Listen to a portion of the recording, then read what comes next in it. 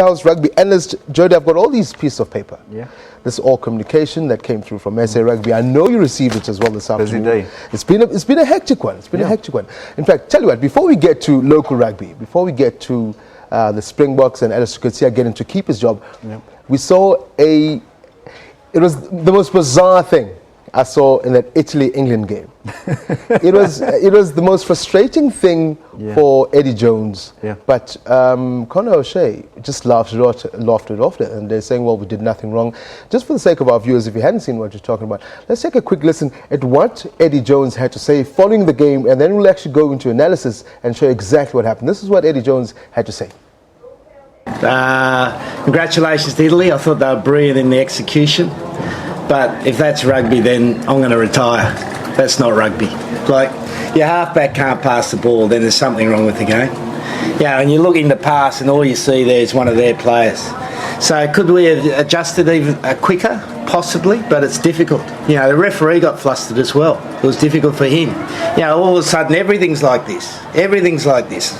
Nothing's a ruck. So we lost the ruck from the game. And when you lose a primary contest from the game, it changes the game considerably, and it ceases to become rugby. So if you paid for your ticket, ask for your money back. I would be. BBC are asking for their money back. I'll have to give my money back to Ian Ritchie because no one's had rugby yet. But you know, if you said where we wanted to be at the end of 3 rounds, we're exactly there. We're undefeated. We've got a bonus point. We're in a perfect position to go on now and win the Six Nations. Paid money, get your money back. He certainly says he was going to give his money back for that ticket. What happened there? Just tell our viewers what happened. First of all, I think Italy went out to disrupt England. England's obviously in great form at the moment. They're chasing the All Black record, and they knew they didn't have an opportunity, and their coaching staff knew they had to come up with something. Eddie Jones says he didn't know what to make of it. I've looked at it a few times. I certainly don't know what to make of it. All I can say is that credit to Brendan Fenter. They went out with a plan, they executed it, and they disrupted England. Unfortunately, they still lost the game, though. Yeah, I mean, let's take a look then at what exactly happened as far as Brendan Fenter as well as Conor O'Shea. This is what they've planned throughout the week. He said he even spoke to his brother. But let's take a look at first at what they did and how they did so well that got Eddie Jones also flustered. We talked, you know, over last Sunday, when we're all together as a group of coaches, and we said, okay, will we go for this? As we say, we will make it. This was not the sport. This was get the ball back. Think of the number of turnovers that we got today. People look for turnovers, and it just baffles me. I mean, speaking yesterday to Roman, I thought it was brilliant. Really was brilliant today, and because it's tough. Because as my brother said to me when I told him about it, I had to spill the beans to my brother during the week, and he said, I've seen it a few times, and he said, it looks so wrong, it has to be right. Probably a good way to put it. And we just got to talk, and we just wanted the ball back, and I think we won a lot of turnovers today, which is what the purpose of it is. Isn't it? All they had to do is win the turnover ball. They did that in bucket loads. In fact, up until the 66th minute, it was a 2-point game.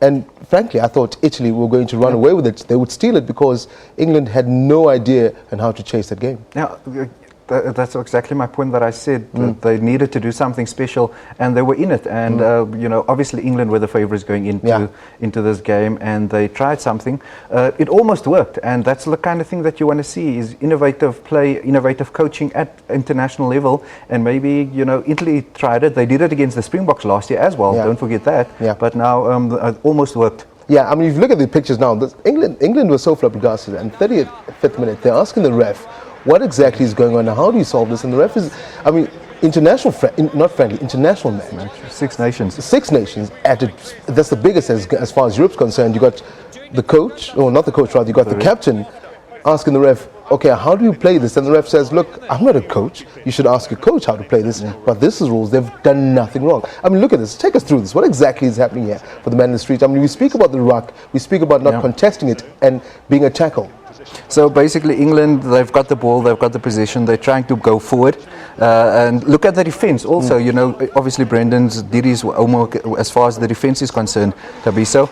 And then all of a sudden Italy comes up with the ball. If we wait a few seconds, yeah.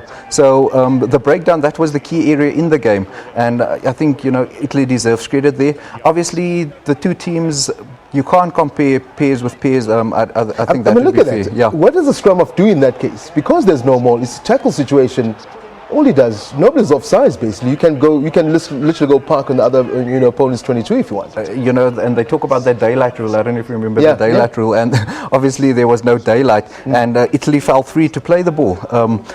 So it was very innovative, disrupting rugby. Like Eddie Jones said, maybe not rugby at the end of the day, but they got the result, and I think that they'll walk away with that, with their record intact. Here's a question for me: do we see this holding on as far as World Rugby is concerned? Already we've had Eddie Jones saying he's going to ask World Rugby to change this rule because, as far as it's concerned, it's ridiculous. What does this mean? I mean, it's not the first time that it's happened. It happened in Super Rugby with the Chiefs as well, so it's nothing new basically. Well, it comes down to the referee as well, how the referee will interpret it. One referee will let it go, other referee will let it play. Yeah. Unfortunately, the referee on the day let it play, and I think that's what counted against England. Yeah. A different referee on the day might have blown after the first offence and said, no, you guys are wrong, we're going to penalise you. So it comes down to refereeing. But it is the law though, so Italy hadn't broken any law. Yeah, the rule book says that they are allowed to do that. Just how they do it is, I think, what's the contentious issue for Eddie Jones. Okay, well, we're here to see how that's going to play out. Let's come back to Super Rugby. It all began this weekend. Some of us are saying, "Trees, thank you very much. We're nice and back." Not too chuffed. We had a discussion about some of the other teams. Overall, the Stormers Bulls game was obviously the highlight of the weekend for me. I think the tempo, I didn't expect the tempo for that game to kick off. I think the Stormers did fantastically well in the first half, and they dominated the Bulls. And obviously the Bulls coaching staff had some stern words at halftime, and they came back while scoring 4 tries in the second half. That was very good. But it will be interesting to see if both sides can hold that tempo for the rest of the tournament. If they do, I think they'll be some of the favourite teams in the tournament. But definitely, I think the Stormers won that game in the first half and buried the Bulls. Okay, let's come back to the latest. We've got about 2 minutes, but I'd like us to obviously discuss the SA Rugby. Today, Alice Scotia reaffirmed basically, man, although we had a tough start, got back a job.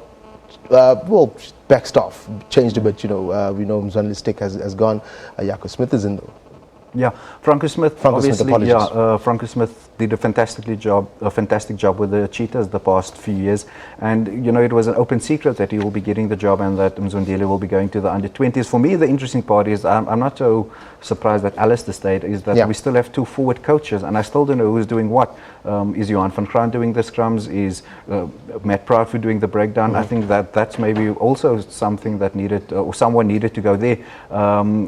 For me, I think Franco Smith, he's one of the younger coaches. He brings in the fresh ideas. He brings in the attacking, running rugby that we've seen at the Cheetahs, and maybe it's something that the Springboks need, because, like you said in your intro, 4 out of 12 tests for a Springbok team, twice world champions, is not good enough, and changes needed to be made, and now it's been made. A bit unlucky for Mzwanele. I think he was one of the young and upcoming coaches.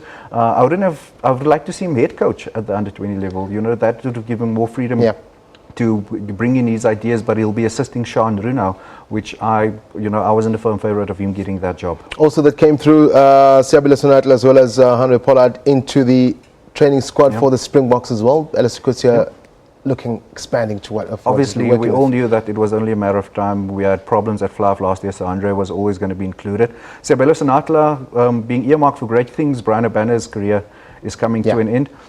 And then also, I think youngsters like Oxenchair from the Cheetahs, Warwick Aland from the Bulls, and Andrew Liebenberg from the Bulls, up-and-coming youngsters that will definitely be there, I think, come the 2019 Rugby World Cup. So an extended group of 41 players, a settled team, couple of injury concerns, but I think Alistair he's got an idea of the players that he's earmarked for the season that he wants to play for the Springboks, and good luck to them. Yeah, a couple of young guns there. Joseph Derber from the Cheetahs, Andrew Liebenberg from Bulls, as well as Warwick Aland. I think it's some young guns to work with there. Warwick Aland, one of the exciting fullbacks. He can also play wing.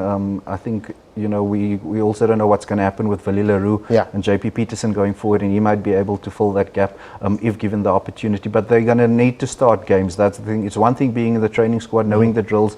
It's a completely different thing getting onto the park and representing your country and showing what you're capable of. Jody Hendricks, thanks very much for joining us right on Sports and Prime. Always a pleasure having a chat with you, Jody Hendricks, in-house rugby, what can I call him, professor, if I can give him that title.